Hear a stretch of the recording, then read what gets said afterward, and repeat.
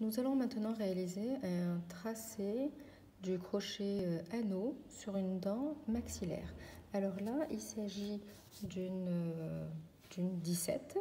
Comment est-ce qu'on va reconnaître la 17? On la reconnaît de la manière suivante. Alors au niveau occlusal, la cuspide la plus grosse, elle est mésio-palatine. Donc, voici la cuspide la plus grosse, elle est mésio-palatine. Donc là, on est en mésial, là, on est en distal. Et du coup, c'est une 17 et non pas une 27. Pour réaliser un crochet anneau sur cette 17, ça sous-entend que nous avons un édentement en antérieur par rapport à la 17.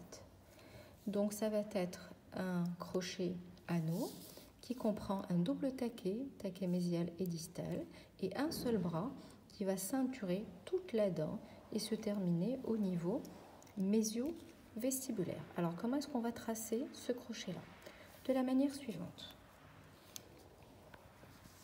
Alors pour le taquet, on va commencer au niveau du taquet mésial, donc on va centrer sur la fossette marginale et on trace notre taquet qui est sous forme d'un triangle assommé au niveau de la fossette marginale et qui s'étend proximalement du côté mésial en vestibulaire et en lingual.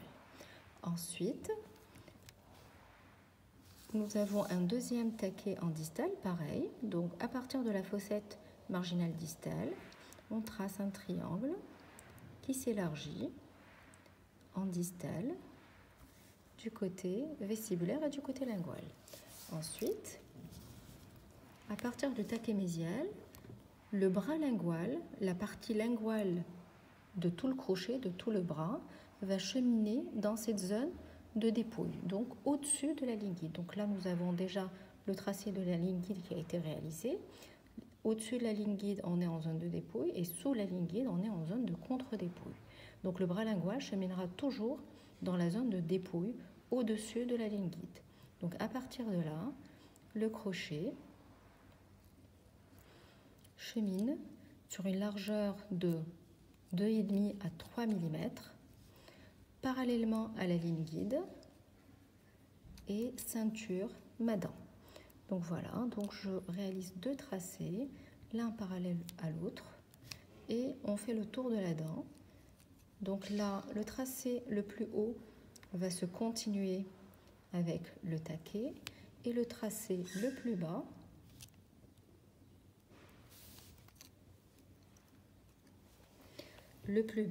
se continue au niveau de la ligne guide, puis sur la phase vestibulaire, à partir du taquet, on va entamer le tracé complet de notre crochet. Alors comment est-ce qu'on va le tracer du côté vestibulaire? La dent est subdivisée en 3 tiers, tiers distal et tiers moyen, et le tiers mésial. Là, la zone de retrait, elle a déjà été déterminée et tracée dans la zone de contre-dépouille, et la ligne guide est tracée aussi après sur paralléliseur.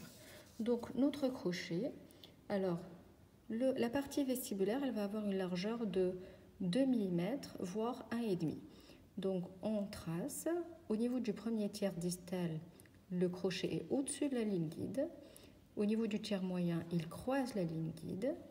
Et au niveau du dernier tiers, il passe sous la ligne guide. Et c'est là qu'on aura la partie rétentive du crochet que nous allons tracer en rouge. Donc voilà, sous la ligne guide, le tracé de l'extrémité du crochet qui représente la partie rétentive du crochet. Qu'est-ce qu'il nous reste à tracer? Il nous reste notre potence.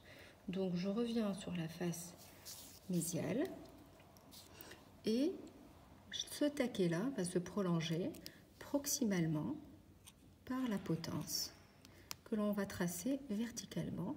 Et ici, à partir de la ligne inférieure du tracé, nous allons